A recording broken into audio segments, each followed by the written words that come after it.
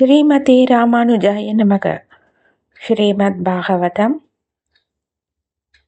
Canto 1 chapter 4।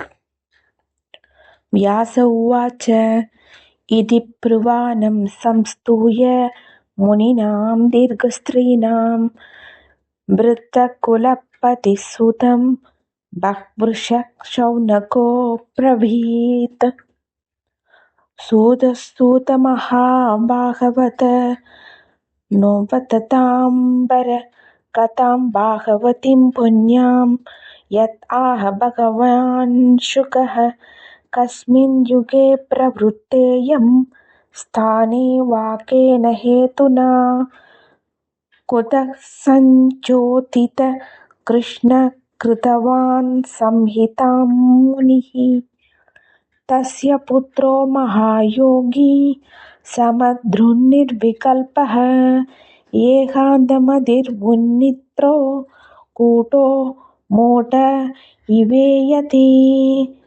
दृष्ट्वानुयान्तं ऋषिम् आत्मजम् अभि अनग्नं देव्यो ह्रिया परितदुर्न सुतस्य चित्रं तद्वीक्ष्य पृच्छति मुनो जगतुस्तवास्ति स्त्रीभूं पिता न तु सूतस्य विविक्तदृष्टे।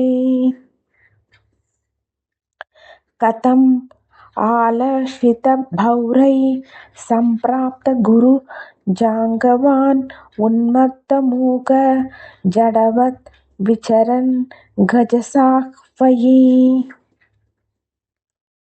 कथं वा पाण्डवेयस्य राजर्षेर्मुनिना सह संवादसम्भूताद् यत्रैषा सात्वती श्रुतिः।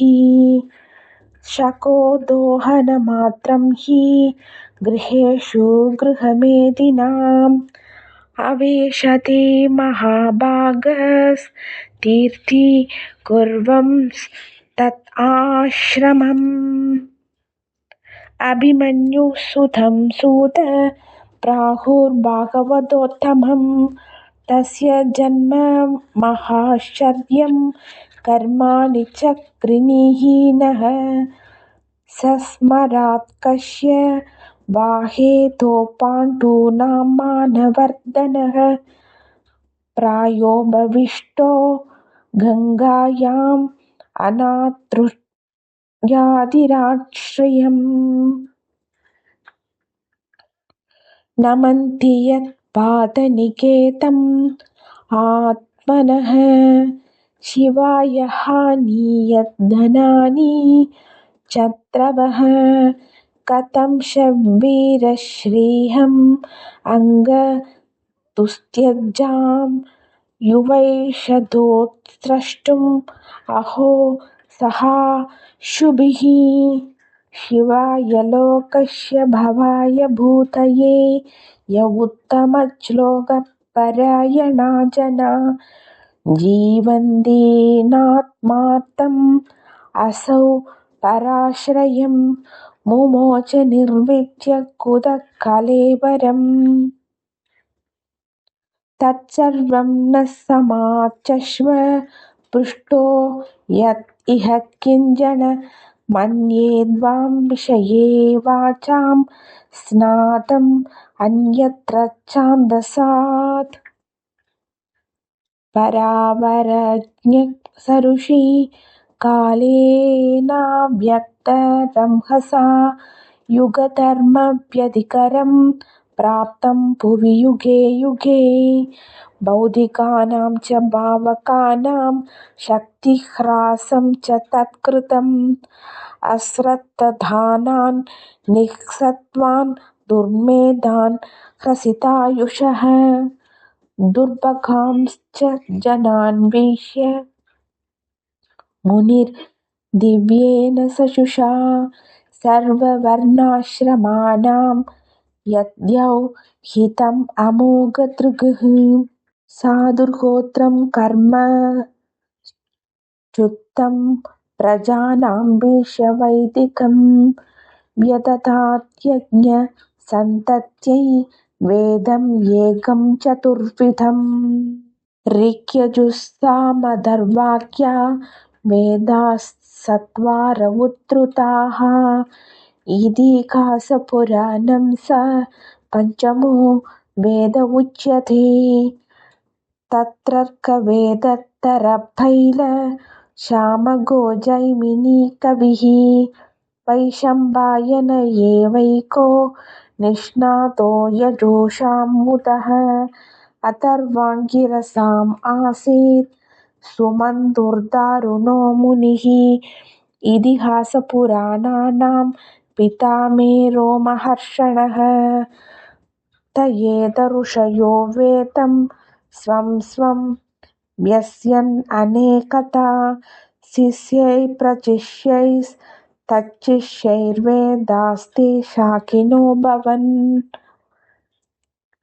त एव वेदा दुर्मेधैर्तार्यन्ते पुरुषैर्यथा एवं शकार भगवान् व्यासकृपणवत्सलः स्त्रीसूत्रद्विजबन्धूनां त्रयीण श्रुतिगोचरा कर्मश्रेयसि मूढानां श्रेय एवं भवेतिह इति भारतमाख्यानं कृपया मुनिना कृतम् एवं प्रवृत्तस्य सता भूतानां श्रेयसि द्विजा सर्वात्मकेनापि यथा न दुष्यतृतयं ततः नादिप्रसीदतृतयः सरस्वत्यास्तटे शुशो वितर्कयन् विविक्तस्त इदं चोवास धर्मवित्